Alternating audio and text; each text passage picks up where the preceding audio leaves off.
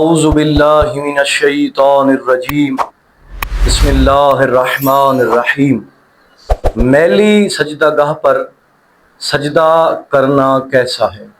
کیا میلی سجدہ گاہ پر سجدہ کرنے سے انسان کا سجدہ باطل ہو جائے گا، نماز باطل ہو جائے گی یا نہیں؟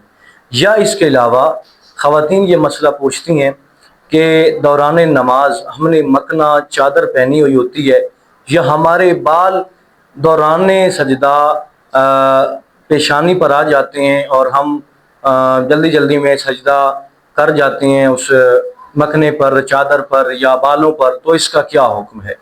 مومنین، ایک ایسا مسئلہ کہ جس کی طرف آپ کی توجہ دلانی ضروری ہے۔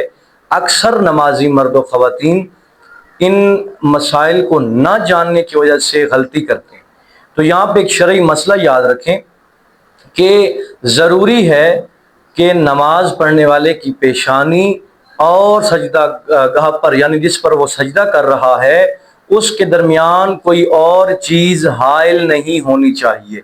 یعنی مثال کے طور پہ اگر سجدہ گاہ میلی ہے، اس پر میل کی ایک تہ جم گئی ہے، تو اس صورت میں بھی سجدہ گاہ پر سجدہ کرنا باطل ہوگا اور اس کی نماز ٹھیک نہیں ہوگی۔ اس کے علاوہ اگر خاتون نماز پڑھ رہی ہے اور نماز پڑھتے ہوئے دوران سجدہ مکنا آگے آ جائے یا بال آگے آ جائیں یا اس کے علاوہ چادر آگے آ جائے تو اس پہ وہ سجدہ کر لیں، تو اس صورت میں بھی ان کا سجدہ کرنا باطل ہوگا۔